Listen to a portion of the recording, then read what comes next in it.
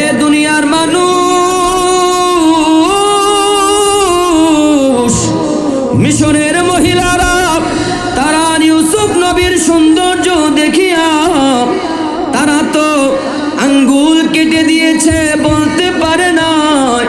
তারা যদি আমাদের নবী, বিশ্ব নবী রাহমাতাল লিল আলামিন নবীর তারা দেখত, তারা তাদের কলিজা পর্যন্ত কেটে দিত, তারপরে বলতে পারতো না আপেল কাটে নাকি কলিজা কাটে। এত সুন্দর আমার নবী, বলেন না সুবহানাল্লাহ। আর আওয়াজে বলেন সুবহানাল্লাহ। আবার আব্দুল মুত্তালিব ডাক দিয়া বলে, হালিমা তুমি তো একজন ব্যবসায়িক মহিলা, শুধু আরবের ব্যবসায়ী, আমি হচ্ছি কাবার সভাপতি হওয়ার কারণে বিভিন্ন বাচ্চা আমার কাছে নিয়ে আসে, আমি দেখে দেখে জারফুং করে দেয়। আমি আরবের বাচ্চা দেখেছি, আমি আরবের বাচ্চা সহ অন্য আজব অন্য রাষ্ট্রের বাচ্চা আমি দেখেছি। জীবনে কত বাচ্চা দেখলাম, কিন্তু আমার নাতি মুহাম্মদের মতো এত সুন্দর জীবনে আমি কোনোদিন দেখি নাই। এবার জিবরাইল ডাক দেয়া বলে, আব্দুল মুত্তালিব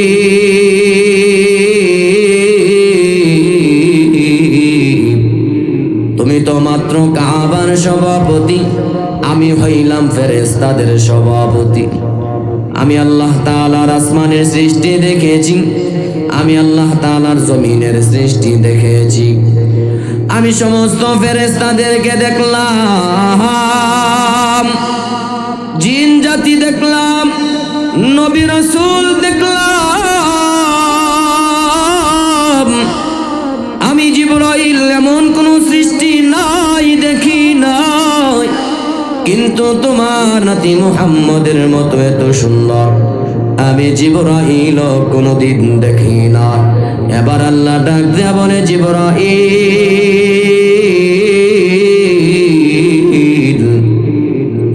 আমি আল্লাহ যাদেরকে বানাই তুমি তাদেরকে দেখতে পারো, যাদেরকে বানাই না তোমার দেখার তার কোনো সাধ্য নাই।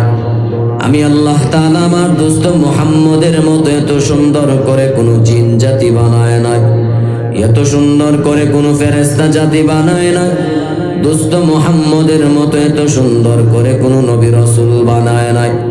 আমার দোস্ত মুহাম্মদের মতো এত সুন্দর করে আসমানের সৃষ্টি বানায় নাই, আমার দোস্ত মুহাম্মদের মতো এত সুন্দর করে জমিনের সৃষ্টি বানায় নাই। আমি আমার দোস্ত মুহাম্মদের মতো এত সুন্দর করে কোনো মাখলুক বানায় নাই। আমার দোস্ত মুহাম্মদকে দুনিয়ার সব মানুষের চাইতে, সব মাখলুকের চাইতে সবচেয়ে সুন্দর এবং অবয়ব সুরত দ্বারা বানাইছি। বাবা একটু আওয়াজে বলেন না সুবহানাল্লাহ। যদি সুন্দরের কারণে ভালোবাসতে হয়, আমার নবীজিকে ভালোবাসতে হবে। কথা বলেন ঠিক কিনা? আমাকে আপনাকে আল্লাহ বানাইছেন, আল্লাযী খালাকাকা ফাসাওয়াকা ফাআদালাকা ফি আইয়ি সূরাতিন মা শাআ রাক্কাবাক। আল্লাহ তাআলা আমাকে আপনাকে বানাইছেন, আল্লাহ যেমনে চাইছেন এমন করে বানাইছেন, যেমনে আল্লাহ চাইছেন এমন করে আল্লাহ তাআলা আমাকে আপনাকে বানাইছেন। কাউকে লম্বা, কাউকে চিকন, কাউকে খাটো, কাউকে মোটা বানাইছেন কে? কারো নাক চেপা, কারো নাক চুক্কা, এমন করে আমার বাবাজি। কারো মুখ বড়, কারো মুখ ছোট, কারো চোখ বড়, কারো চোখ ছোট বানাইছেন কে? মানুষের বানানোর মধ্যে মানুষের কোনো হাত নাই। আল্লাহ যেমনে চাইছেন এমন করে আল্লাহ মানুষকে বানাইছেন। কিন্তু কবি বলেন, মুহাম্মাদুন বাশারুন লাইসা কাল বাশারি হুয়া ইয়াকুতু ওয়ান নাসু কাল হাজারি ওয়া আহসানা মিনকা লাম তারা কাত্তু আইনি ওয়া আহসানা মিনকা লাম তালিদিন নিসাউ خلقت مبرأ من كل عيب كأنك قد خلقت كما تشاء আমার বাবাজি কবি বলেন মানুষকে আল্লাহ বানাইছেন আল্লাহর চাহিদা অনুযায়ী আর মোহাম্মদ রাসূলকে যেন আল্লাহর চাহিদা অনুযায়ী বানায় নাই মোহাম্মদ রাসূল এতটা সুন্দর কান্নাকা কদ খলিকতা কামা তাশাউ মোহাম্মদ রাসূল যেমনে চাইছেন আল্লাহ মোহাম্মদ রাসূলের চাহিদা অনুযায়ী যেন মোহাম্মদ রাসূলকে বানাইছেন একটু আওয়াজে বলেন না সুবহানাল্লাহ নবী এতটা সুন্দর যে নবী যেন যেমনে চাইছে আল্লাহ যেন তার এমন করে বানাইছে এতটা সুন্দর আল্লাহ তারে বানাইছে বলে দোস্ত আপনি কেমনে চান বলে নবী যেমনে চাইছেন আল্লাহ যেন তারে এই চাহিদা অনুযায়ী যেন বানাইছেন যদি সুন্দরের কারণে ভালোবাসতে হয় তাহলে আমার নবীজিকেই ভালোবাসতে হবে আমার নবীর সৌন্দর্য শুনতে হলে ইউসুফ নবীর সৌন্দর্য একটু টাচ দেওয়া লাগে আমার নবীও সুন্দর ইউসুফ নবীও সুন্দর বাবাজি ইউসুফ নবী ছিলেন সাদা বর্ণের সুন্দর আর আমার নবী ছিলেন হলুদ বর্ণের সুন্দর ইউসুফ নবীর সৌন্দর্যের পাগল যখন জুলাইখা হয়ে গেল মিশরের মহিলারা টিটকারি করে এর মহিলারা টিটকারি করে জুলাইখা তোমার কি কোনো রুচি নাই গরির গোলাম ইউসুফের জন্য কেমন করে পাগল হইলা গরের গোলামের জন্য পাগল হয়ে গেলাম এ জুলাইখা তোমার কি কোনো রুচি নাই এমন করে যখন মিশরের মহিলারা টিটকারি করে জুলাইখা বড় চালাক মহিলা জবান দ্বারা উত্তর না দিয়ে সবাইরে দাওয়াত করলেন আগে দেখো আমি কার জন্য পাগল হয়েছি তারপরে তোমরা সমালোচনা করিও স্টেজ বানাইছে প্যান্ডেল বানাইছে যারা সমালোচনা করতো তাদেরকে দাওয়াত করেছে সবার সামনে টি টেবিল আর আপেল রাখছে চাকু রাখলো প্যান্ডেলের মধ্যে স্টেজের মধ্যে ইউসুফ নবীকে উপস্থিত করালেন এবার ডাক দেয়া বলে এই মিশরের মহিলারা তোমরা যারা সমালোচনা করতা একটা নজর তাকাও তারপরে তোমরা সমালোচনা করো এমন করে তারা তাকায় এমন মনোযোগ দিয়া তাকাইছে তারা বলে হায় রে এত এত সুন্দর মানুষ হতে পারে না হাদা মালাকুন কারীম এত এক সম্মানিত ফেরেশতার মতো এত সুন্দর মনোযোগ দিয়া তাকাইছে তো তাকাইছি এবার জুলাইখা বলে আপেল রাখলাম চাকু রাখলাম তোমাদের চাকু দিয়া আপেল কাটতে থাকো ওই মিশরের মহিলারা চাকু দিয়া আপেল কাটতে গিয়া কোরআনের মধ্যে এসেছে তারা তাদের আঙ্গুলকে পর্যন্ত কেটে দিয়েছে বলতে পারে না আমার বাবাজি মুফাসসিরিনে কেরাম বলে এ দুনিয়ার মানুষ মিশরের মহিলারা তারা ইউসুফ নবীর সৌন্দর্য দেখিয়া তারা তো আঙ্গুল কেটে দিয়েছে বলতে পারে না তারা যদি আমাদের নবী বিশ্ব নবী রাহমাতাল লিল আলামিন নবীর তারা দেখত তারা তাদের কলিজা পর্যন্ত কেটে দিত তারপরে বলতে পারতো না আপেল কাটে নাকি কলিজা কাটে এত সুন্দর আমার নবী বলেন না সুবহানাল্লাহ আর আওয়াজে বলেন সুবহানাল্লাহ আমার ওয়াজে সুবহানাল্লাহ একটু বেশি বলা লাগে সুবহানাল্লাহ বললে লাভ আছে না নাই শুনবেন নি কেমন লাভ সুবহানাল্লাহ মানে আল্লাহ পবিত্র বলেন সুবহানাল্লাহ শব্দের অর্থ কি আল্লাহ পবিত্র কি পরিমাণ লাভ আছে পরে বল মনে তো বলা ঠিক রাখেন ফায়দাটা কি পরে বল মনে বলতে রাজি আছেন ইনশাআল্লাহ ইউসুফ নবীর দিয়েই সুবহানাল্লাহর উদাহরণ আছে আমার নবীর সৌন্দর্য দেখিয়া মিশরের মহিলারা যদি দেখতো কলিজা পর্যন্ত কেটে দিত বলতে পারতো না এজন্য কবি বলেন ইউসুফ নবীর চেহারা দেখে কেটেছে হাতে শত নারী যার প্রেমে জুলেখা রানী ছেড়েছে ঘরবাড়ি সেই ইউসুফ যদি হয় এত সুন্দর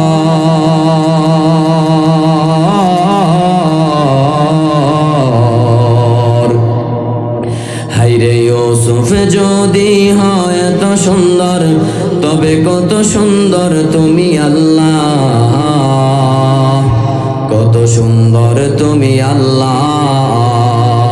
সর্বকালের সর্বশ্রেষ্ঠ মহামানব আহমদ, যার প্রেমেরই সুধা পেয়ে মুগ্ধ বিশ্ব জগৎ, সেই আহমদ যদি হয় তো সুন্দর,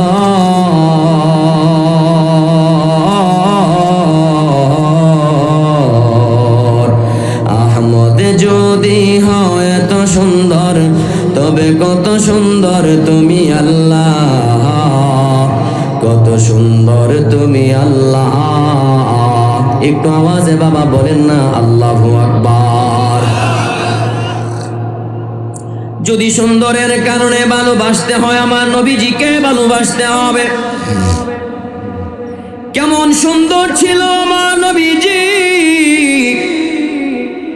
মা আয়েশা সিদ্দিকা বলেন, লানা শামসুন ওয়ালিল আফাকি শামসুন ওয়া শামসি আফজালু মিনাস সামাই فإن الشمس الناس تطلع بعد الفجر وشمسي تطلع بعد العشاء। দুনিয়ার মানুষ, তোমাদের জন্য একটা সূর্য আছে, আমি আয়েশার জন্য একটা সূর্য আছে। তোমাদের সূর্যটা আসমানে উদিত হয় ফজরের পরে, আর আমি আয়েশার সূর্যটা আমার ঘরে উদিত হয় এশারের পরে। আমার সূর্যর নাম হচ্ছে মুহাম্মদ নবী, মুহাম্মদ রাসূল। সকলে বলেন সাল্লাল্লাহু আলাইহি ওয়াসাল্লাম।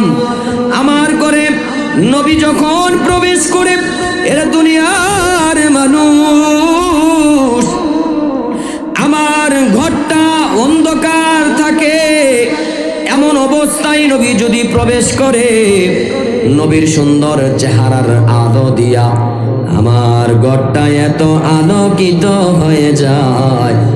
নবীর সুন্দর চেহারার আলো দিয়া আমি যদি সুইয়ের ছিদ্র দিয়া সুতা ঢুকানো প্রয়োজন মনে করতাম, নবীর সুন্দর চেহারার আলো দিয়া সুইয়ের ছিদ্র দিয়া সুতা পর্যন্ত ঢুকাতে পারতাম।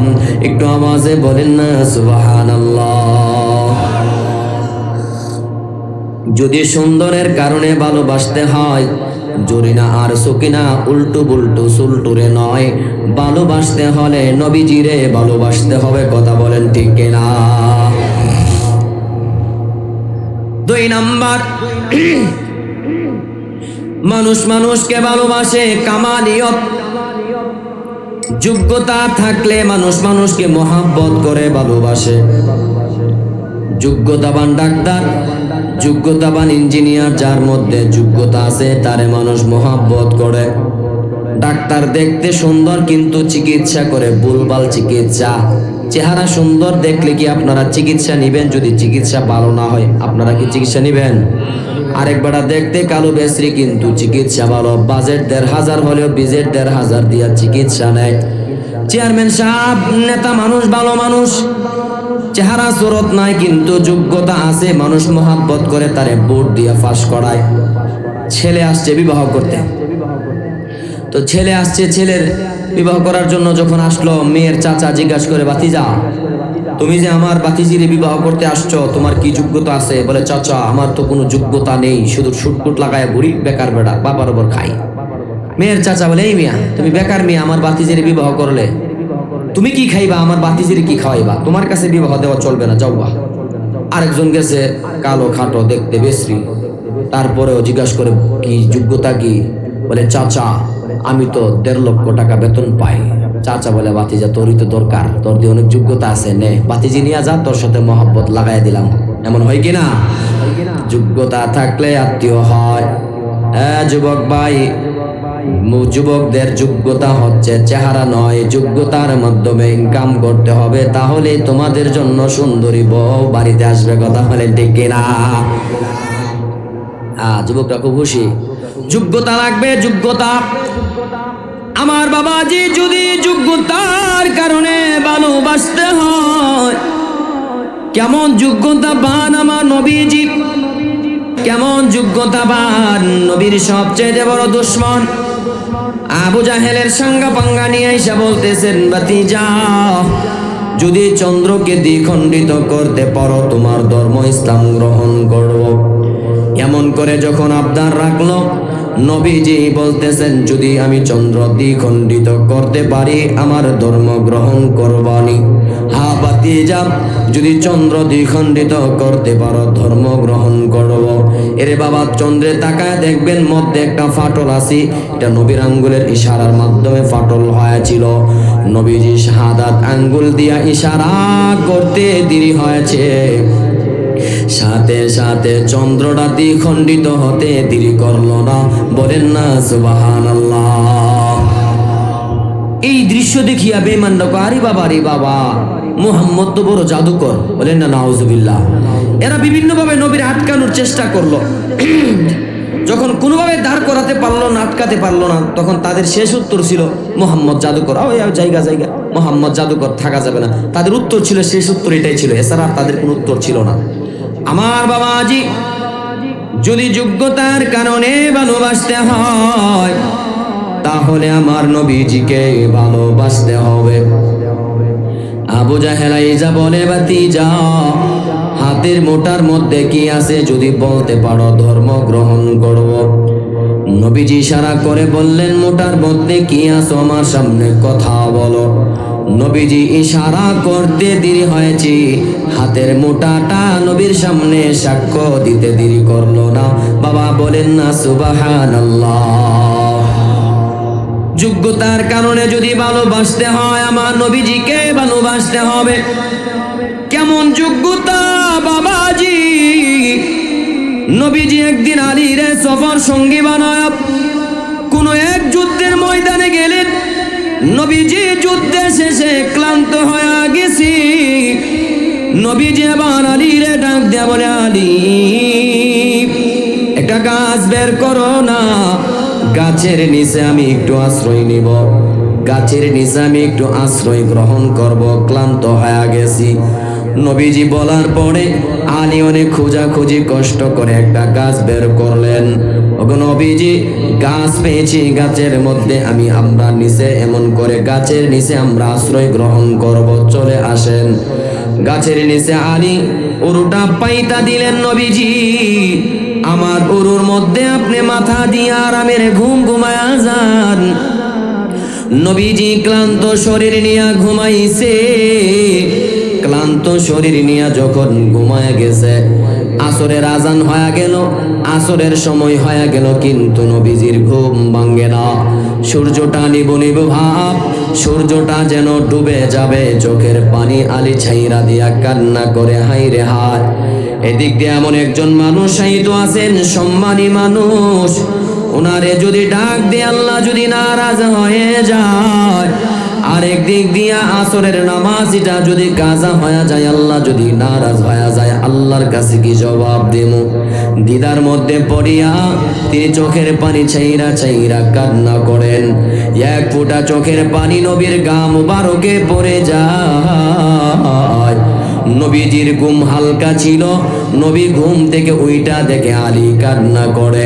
এরে আলী, লিমাযা তাবকি, কেন তুমি কান্না করো? ওগো নবীজি তাকায়া দেখেন সূর্যটা নিবু নিবু ভাব, সূর্যটা যেন ডুবে যাবে। আমি আসরের নামাজ পড়তে পারি নাই, ইয়া রাসূলুল্লাহ, আমি আসর পড়তে পারি নাই। আমার বাবাজি নবী বললেন, ডাক দিলে না কেন? ইয়া রাসূলুল্লাহ, যদি ডাক দেয়, আপনি সম্মানী মানুষ, আপনি যদি কষ্ট পান, আল্লাহ যদি নারাজ হয়ে যায়। অথচ আলী সম্পর্কে নবী বললেন, আলী ফিল জান্নাহ, আলী জান্নাতের সার্টিফিকেট আল্লাহ তাআলার নবী দুনিয়াতে দিয়া দিলেন, যার মাধ্যমে নামাজ এসেছে, নবীজি উপস্থিত, তারপরে নামাজের জন্য আলী কান্না করেন।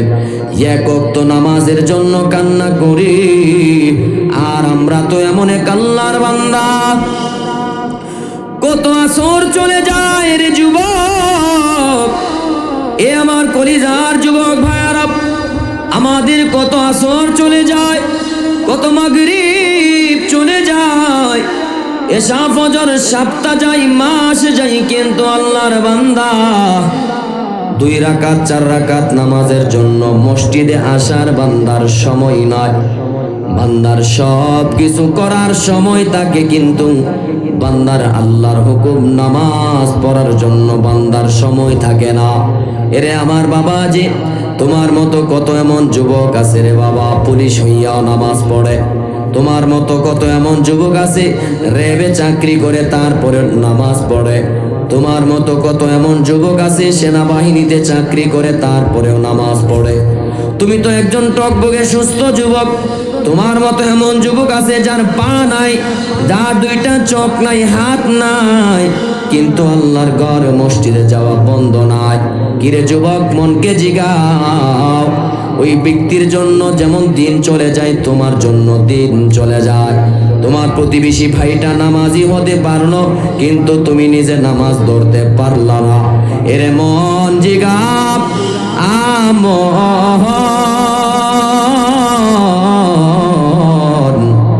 কবর ঘরের খবর নিলে নারী।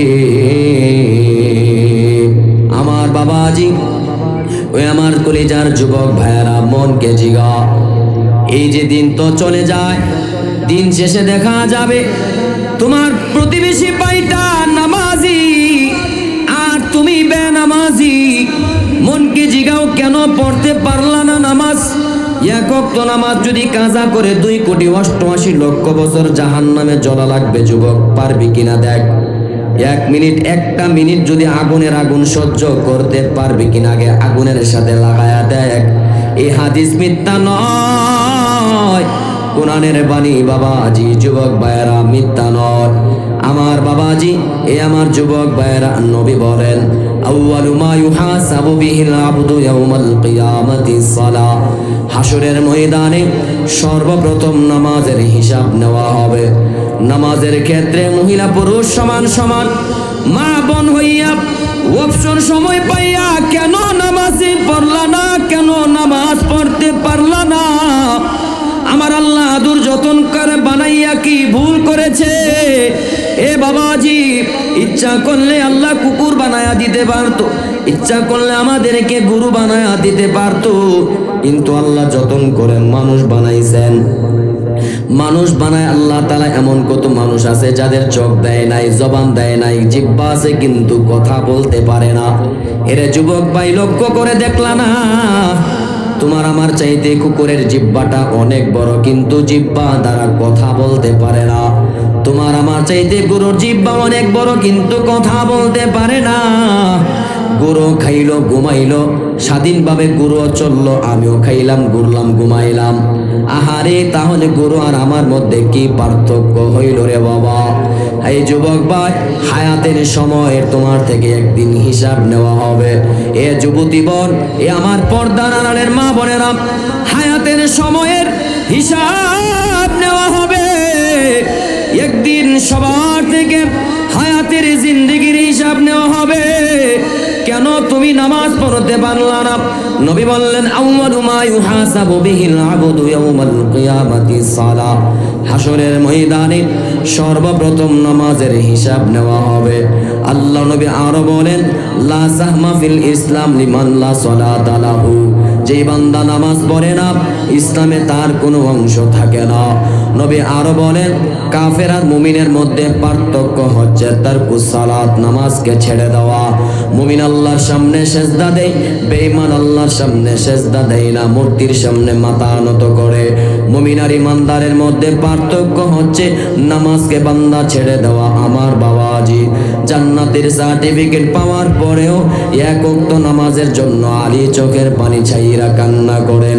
নবী বললেন, আলী কাঁদবি না, আমারে আল্লাহ বেনামাজিকে নামাজি বানানোর জন্য পাঠিয়েছেন। আমার জন্য তোমার নামাজ কাজা হতে পারে না। নবী আয়াত পড়েন, ওয়ামা আরসালনাকা ইল্লা রাহমাতাল লিল আলামিন।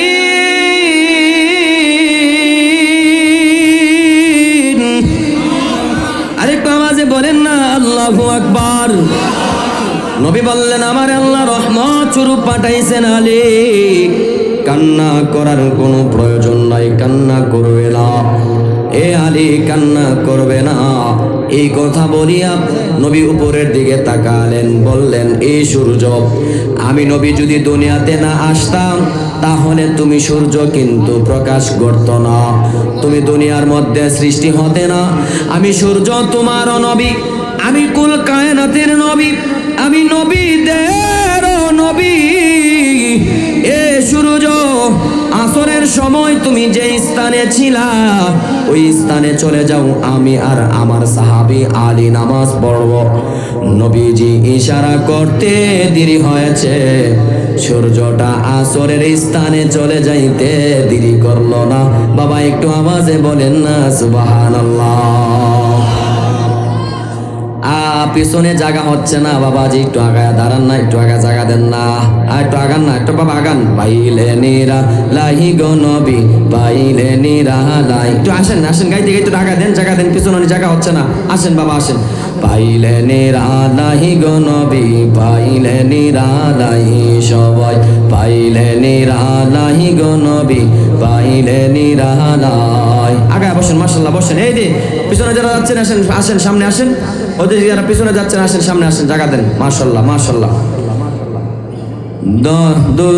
দুই কদমে চুমু খাবো, দুই কদমে চুমু খাবো, চরণ ধুলি মাখবো গাই। পাইলে নিরা লাই গো নবী, পাইলে নিরা লাই সবাই, পাইলে নিরা লাই গো নবী, পাইলে নিরা লাই। দয়ালে নবী কত দূরে,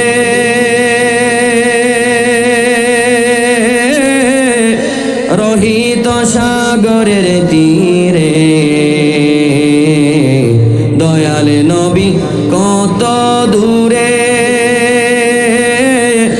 রহিত সাগরের তীরে।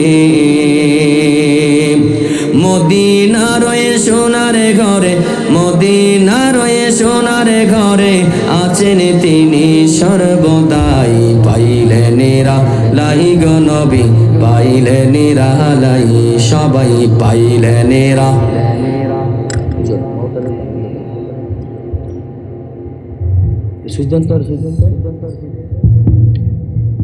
সবাই দাঁড়ান তো, আমিও দাঁড়ালাম, আপনারা দাঁড়ান, দাঁড়ান সবাই দাঁড়ান।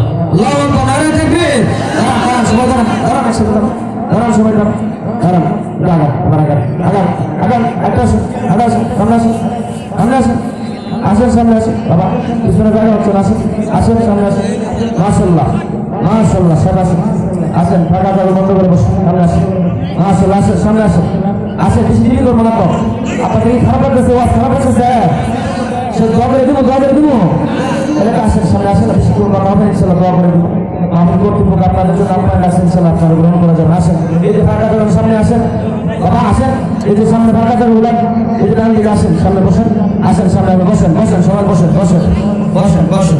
মাশাআল্লাহ বসেন, মাশাআল্লাহ মাশাআল্লাহ, টাঙ্গাইলের মানুষ, ইসলাম প্রিয় মানুষ, বসেন।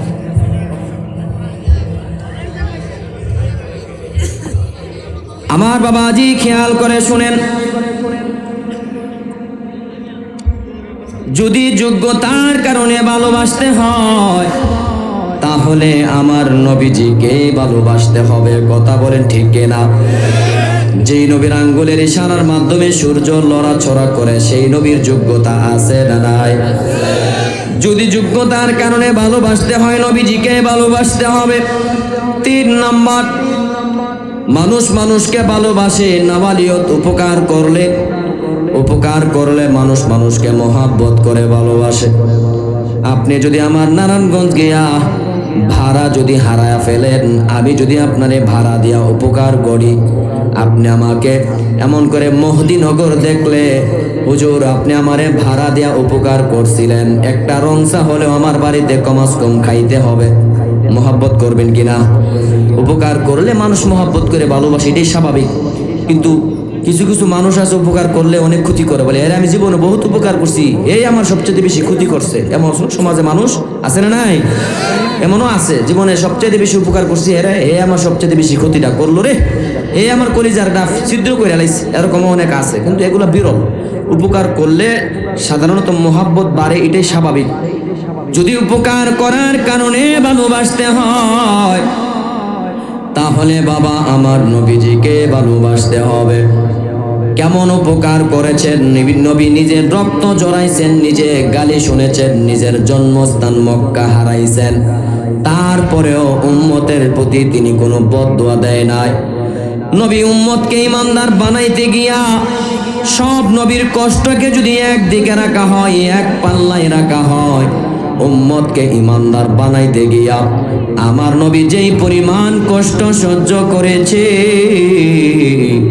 নবীর কষ্টকে যদি এক পাল্লায় রাখা হয়, নবীর কষ্টের পাল্লাটা ভারী হয়ে যাবে। বলেন সুবহানাল্লাহ। নবী আমাদেরকে ইমানদার বানাইতে গিয়া অনেক রক্ত সহ্য করেছেন, রক্ত ঝরিয়েছেন। ওরে ইমানদার হইলে লাভ কি হয়েছে? আমার বাবাজি ইমানদার হইয়া লাভ হয়েছে অনেক। কেমন কেমন?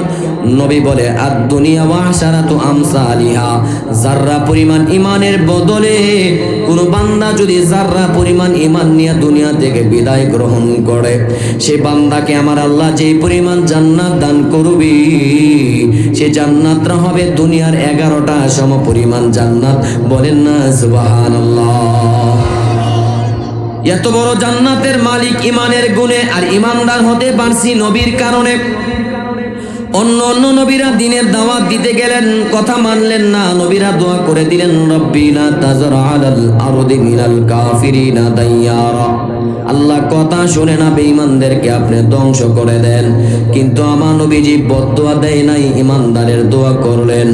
তাইফের ময়দানে আমার নবী গেলেন, ইমানের দাওয়াত নিয়ে নবীজি যখন গেলেন, বেঈমানরা পাগল বলে আর পাথর মারে, লোহার আংটা পিছন দিয়া টানে, লোহার আংটা টানতে টানতে নবী রক্ত ঝরতে ঝরতে আমার নবীজি বেহুশ হয়ে গেছে। বাবাজি নবীজি বেহুশ হওয়া এটা কোনো সাধারণ কথা নয়, কারণ আমার নবীর গায়ে একাই 4000 পুরুষের সম পরিমাণ শক্তি ছিল। এমন একজন মানুষকে কি পরিমাণ মারলে তিনি বেহুশ হয়ে যায়? জিবরাইল আয়েশা বলে, নবীজি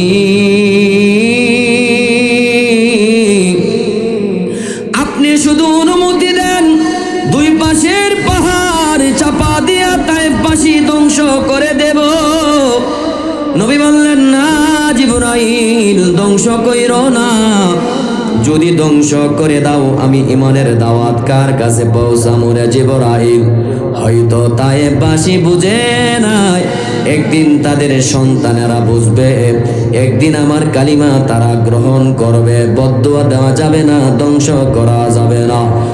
তায়েফে গেলে পাগল বলে তারে পাথর মেরে, তায়েফে গেলে পাগল বলে তার পাথর মেরে, রক্ত ঝরাইলেন তবু ইসলামকে ভুলেন না, রক্ত ঝরাইলেন তবু বদদুয়া দিলেন না। তার কষ্ট জীবনে শুনিলে সইতে পারি না, দয়ারে নবীজির নাম শুনেছি চোখে দেখি না, তার কষ্ট জীবনে শুনিলে সইতে পারি না। আমার বাবাজি নবীজি তাইফের ময়দানে গেলেন, রক্ত ঝরালেন, তারপর বদদুয়া দিলেন না। উম্মতকে কি পরিমাণ দয়া করলেন, উহুদের ময়দানে দান দান শহীদ করলেন, তারপরে বদদুয়া দিলেন না। বদরের যুদ্ধে লড়াই করলেন, বদদুয়া দিলেন না। নবীজি উম্মতের মায়ায় নিজের জন্মস্থান মক্কা ছাড়লেন, কত গালি শুনলেন উম্মতের মায়ায়। আমার বাবা যে আমাদেরকে ইমানদার বানানোর জন্য, উম্মতকে ইমানওয়ালা বানানোর জন্য, উম্মত পরকালে কিভাবে নাজাত পাবে, নবী কি পরিমাণ কষ্ট করেছেন, উম্মতের প্রতি কি পরিমাণ দরদ আর মহাব্বত দেখিয়েছেন। ইসরাইলি রাওয়ায়াত তারপরে কিতাবের মধ্যে এসেছে, নবীজির 3 দিন যাবৎ সন্ধান নাই, মদিনার আকাশ বাতাস বাড়ি হয়ে গেছি। কি ব্যাপার, বেঈমানরা কি আমাদের নবীকে মেরে ফেললো নাকি? 3 দিন হয়ে গেছে, নবীর তো কোনো সন্ধান পাওয়া যাইতেছে না, ব্যাপার কি? মদিনার আকাশ বাতাস বাড়ি হয়ে গেছে। আবু বকর কান্দে, ওমর কান্দে, নবীর সন্ধান নাই কোথায়? নবীর খোঁজ খবর নেওয়ার জন্য মরুভূমির দিকে আবু বকর ওমর যায়। এক রাখাল ব্যক্তির সাথে সাক্ষাৎ হয়ে গেল। রাখাল ভাই, আমাদের নবী মুহাম্মদ, নবী বিশ্ব নবী রাহমাতাল লিল আলামিন নবীরে দেখছনি? রাখাল ভাই বলে, না রে ভাই, আমি তো মুহাম্মদ নবীকে চিনি না, তবে একজন ব্যক্তি দেখলাম পাহাড়ের চূড়ায় কি যে বলে বলে কান্দে। লোকটা আজকে 3 দিন যাবত কান্দে। লোকটার সাথে আমার উট বেড়া দুম্বাগুলো 3 দিন যাবত কান্দে। এই লোকটা আজকে 3 দিন কান্নার কারণে আমার উট বেড়া দুম্বাগুলো 3 দিন যাবত কিছু খায় না।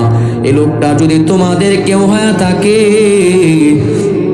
লোকটারে তোমাদের বাড়িতে নিয়ে যাও, না হয় আমাদের উট বেড়া দুম্বাগুলো তার সাথে কান্না করে করে মারা যাবে। বাবাজি বলেন না সুবহানাল্লাহ। বনের পশু চিনল যারে, চিনল না হাই মানুষ তারে। যে তোমারে তোরাই নিবে, যে তোমারে,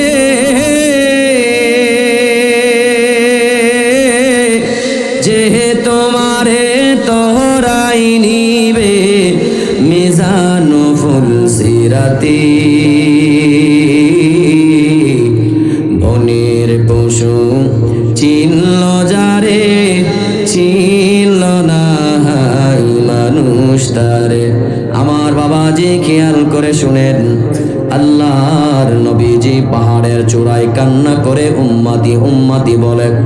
আবু বকর গিয়া দেখলেন ঠিকই তো নবীজি উম্মতের মায়ায় কান্না করেন।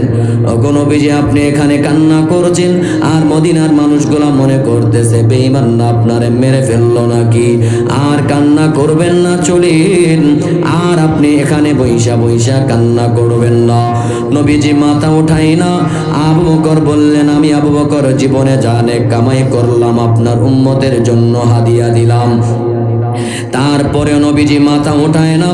ব্যর্থ হইয়া ওমর বলে, ওগো নবীজি, আমি হচ্ছি ওই ওমর যে ওমর আপনার মাথা আনতে গিয়া আমি আমার নিজের মাথা আপনার জন্য কুরবান করে দিলাম। ও নবীজি, আর কান্না করবেন না, মাথা ওঠান, আমাদের সাথে মদিনায় চলেন। কিন্তু নবী মাথা ওঠায় না। ওমর বললেন, জীবনে জানে কামাই করলাম উম্মতের জন্য হাদিয়া।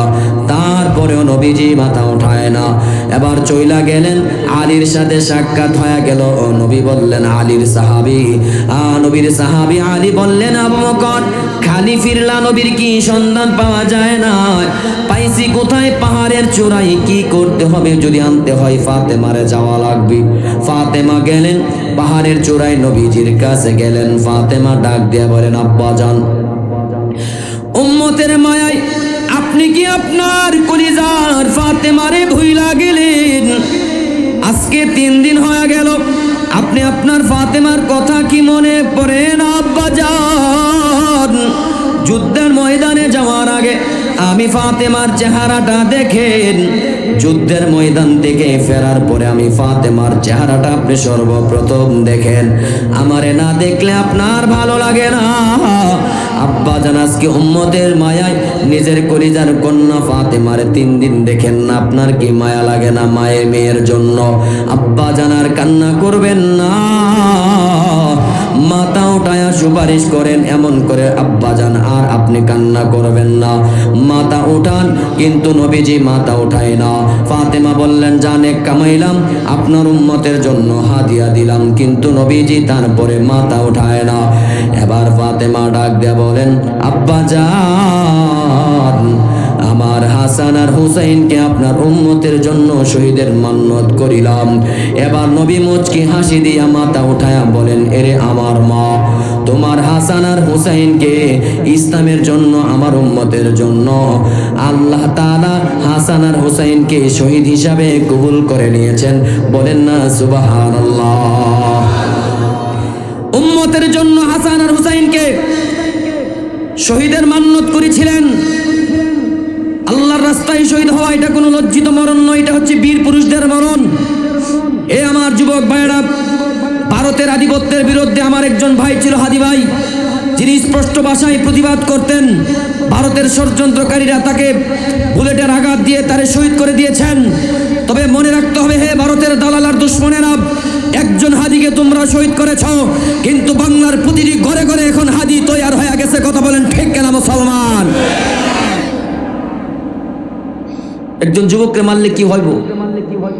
আহারে, ছেলেটা বলছিল আমার একটা ছোট বাচ্চা আছে, সুন্দর ফুটফুটে বাচ্চা, বেশি দিন হয় না, বয়স হতে 1 বছর হবে, 1-1.5 বছর, এমন একটা বয়সের বাচ্চা দেখে খুব মায়া লাগলো।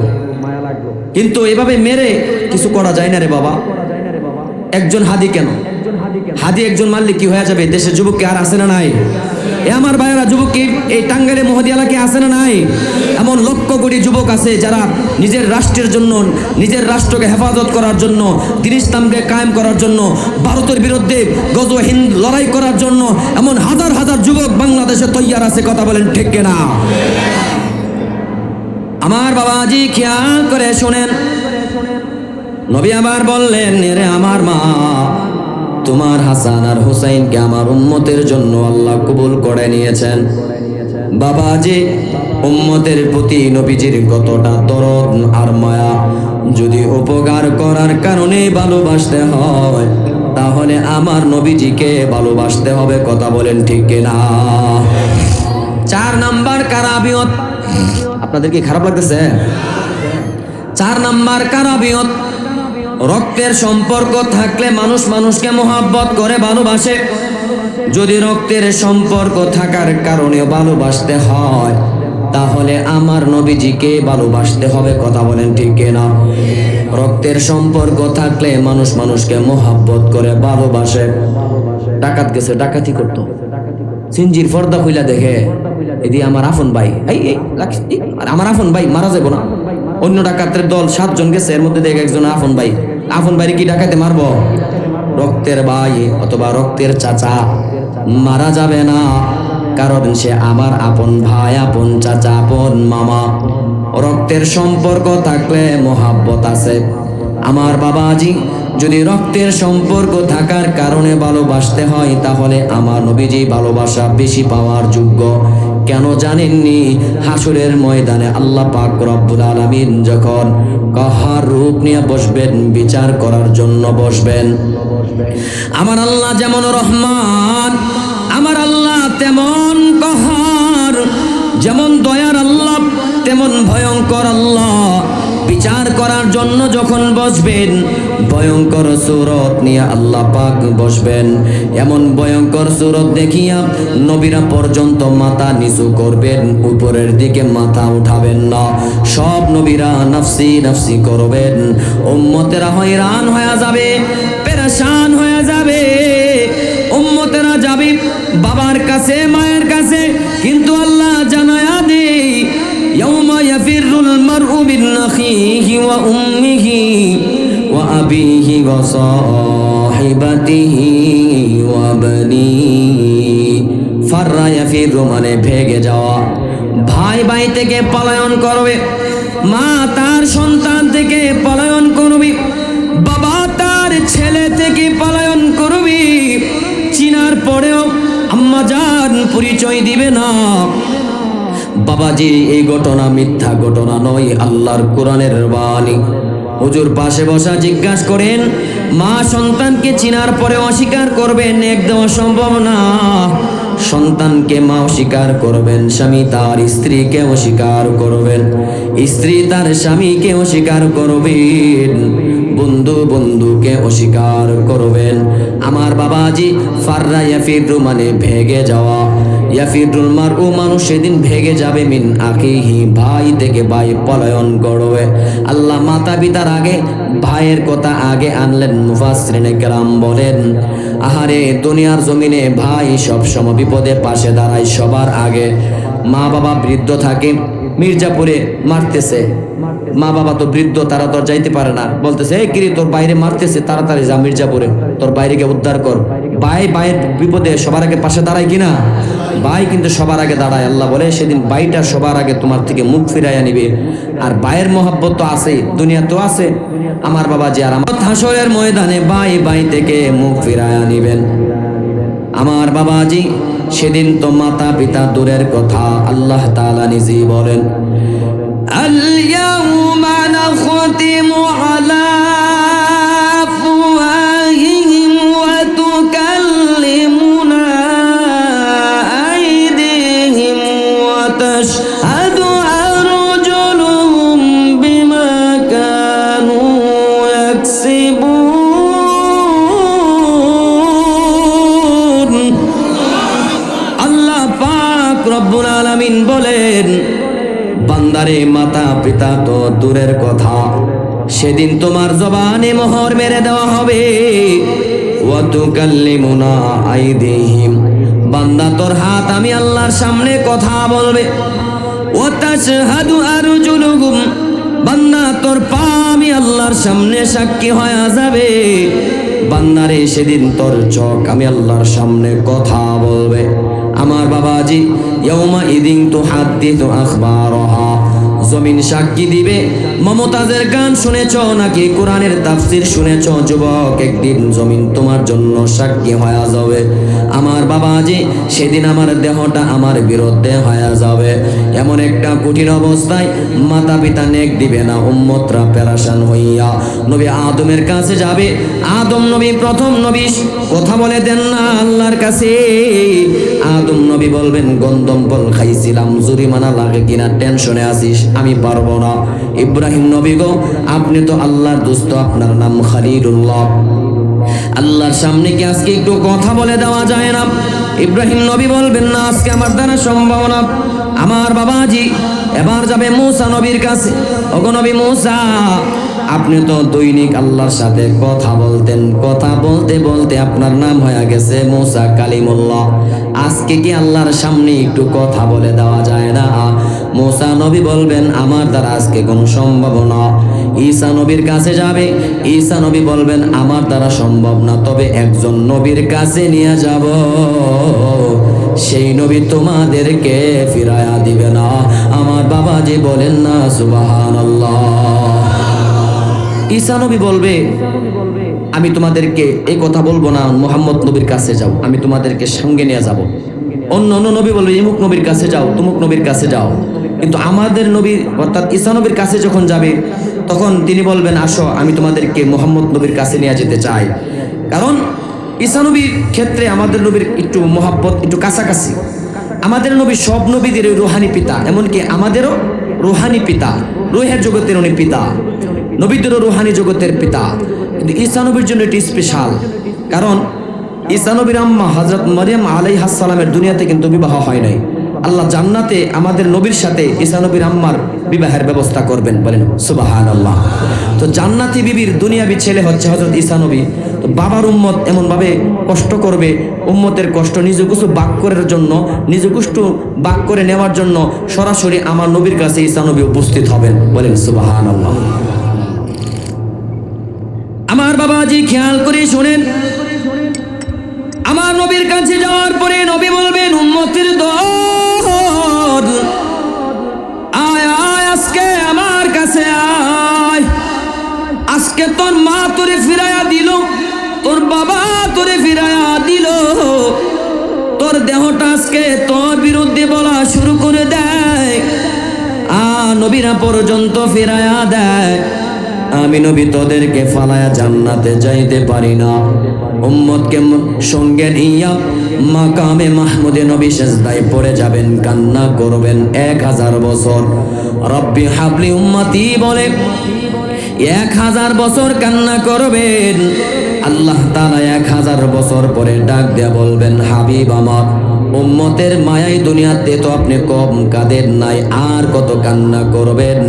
ইরফা রাসাকা ইশফাতু শাফা, নবী আপনি মাথা উঠায়া সুপারিশ করেন, আপনার সুপারিশ আজকে গ্রহণ করা হবে। আমার বাবাজি নবীজি সুপারিশ করবে। প্রথম সুপারিশ করার পরে দেখবে অনেক উম্মত বাকি আছে, জাহান্নামের আগুনে জ্বলবে। নবী আবার সেজদায় পড়ে যাবে, আবার 1000 বছর কান্না করবে। 1000 বছর পরে আল্লাহ বলবেন আপনি মাথা উঠায়া সুপারিশ করেন, আপনার সুপারিশ গ্রহণ করা হবে। নবী দ্বিতীয়বার সুপারিশ করার পরে নবী দেখবে আরো অনেক উম্মত বাকি জাহান্নামে জ্বলবে। আবার নবী সেজদায় পড়ে যাবে, আবার 1000 বছর কান্না করবে। 1000 বছর পরে আল্লাহ ডাক দেয়া বলবেন, হাবিব আমার, আপনার কান্না আমি আল্লাহর ভালো লাগে না, আর কত কান্না করবেন? উম্মতের মায়ায় তাইফে পাথর আঘাত খাইলেন, উম্মতের মায়ায় উহুদে রক্ত ঝরালেন, উম্মতের মায়ায় আপনার মাথায় উঠের বুড়ি সহ্য করলেন, উম্মতের মাই কত গালি আপনি সহ্য করলেন, আর নবী কান্না করবেন না। মাথা উঠান, এরপর আসাকা ইসফাতু সাফা, আপনি সুপারিশ করেন, আপনার সুপারিশ গ্রহণ করা হবে। নবী দ্বিতীয়বার সুপারিশ করার পরে আল্লাহর কুদরতি দিলের মধ্যে মায়া উতলায়া উঠবে। আল্লাহ বলবেন, হাবিব আমার, আপনার উম্মতের জন্য যদি আপনার এত মায়া লাগে, আপনার উম্মতের জন্য যদি আপনার এত দয়া লাগে, আমি আমার বান্দাগুলারে বানাইছি, আমি আল্লাহর কি মায়া লাগে না? আমি আল্লাহর কি দয়া লাগে না? নবীর মায়া দেখিয়া আল্লাহর কুদরতি দিলে মায়া উতলায়া উঠবেন। এবার আল্লাহ তাআলা জাহান্নামের মধ্যে একটা কুদরতি থাবা মারবেন। জাহান্নামের মধ্যে কুদরতি থাবা দিয়া জাহান্নাম থেকে জান্নাত দিয়া দিবেন। মুফাসসিরিনে কেরাম বলেন, সেদিন যার ভিতরে যারা পরিমাণ ঈমান থাকবে, যারা পরিমাণ ঈমানের বদলে সেদিন আল্লাহর জাহান্নাম থেকে জান্নাতের অধিবাসী হয়ে যাবেন। বাবা একটু আওয়াজে বলেন না সুবহানাল্লাহ। যেদিন আমার মাও স্বীকার করবে, আমার বাবাও স্বীকার করবে, আমার দেহটাও আমার বিরুদ্ধে সাক্ষী দিবে, সেদিন আমার নবীজি আমাদেরকে ফালায়া জান্নাত বাদ দিয়া সুপারিশ করার জন্য 3000 বছর পর্যন্ত কান্না করবেন। সেই নবীজিরে মাতার চাইতে, পিতার চাইতে, বন্ধু বান্ধব, আত্মীয় স্বজনের চাইতে, এমনকি নিজের জানের চাইতে ভালোবাসতে লাভ আছে না নাই?